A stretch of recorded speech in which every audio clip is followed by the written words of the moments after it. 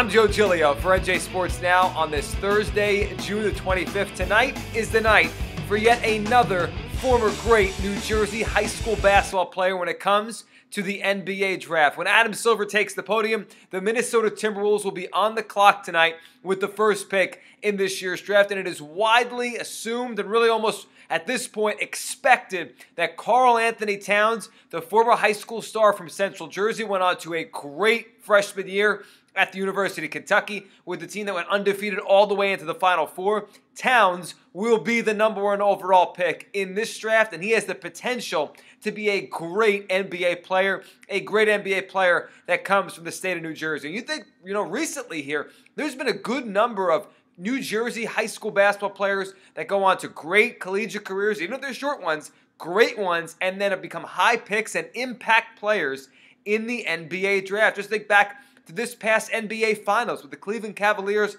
having two of them on their roster. J.R. Smith, way back in the day now, 2004, 2005, a kid that was going to go to North Carolina, decided against it, jumped into the NBA draft, drafted by the Nuggets, then the Knicks, and all these years later was playing a pretty vital role in trying to keep the Cavaliers afloat. They lost Kyrie Irving early in that series. Irving has been an amazing player since coming to the NBA. 1 year at Duke. Before then, of course, a New Jersey high school basketball star. Michael Kidd-Gilchrist out of Kentucky a few years ago.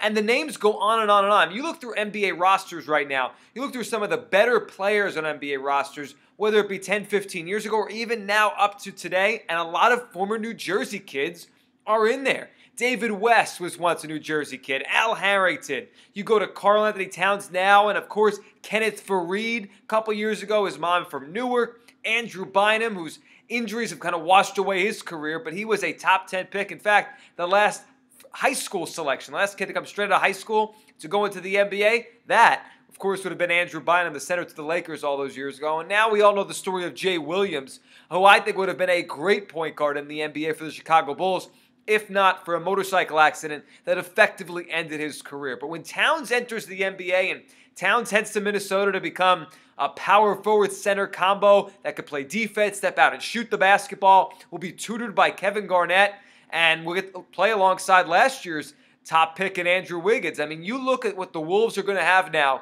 They're going to have a really good young core, and it's going to be led in part by a kid that played high school basketball in New Jersey. So when you're watching the games in this state and you're talking about the players in this state, years ago it used to be, they're good. A couple of them go on and play major college basketball. But now, every year when you look at who the best high school basketball players are in the state of New Jersey, you have to think beyond that. You have to think not only can this kid make it, not only can this kid find their way to Duke, find their way to a Kentucky, find their way to a North Carolina, but eventually, maybe a year, maybe 2 years down the line, they could be the top pick overall in the National Basketball Association. It's a big night for Karl-Anthony Towns. It's a big night for his family. And it's a big night for New Jersey high school basketball because yet another one of their graduates is moving on to not only high-level college basketball, but high-level draft pick status in the NBA.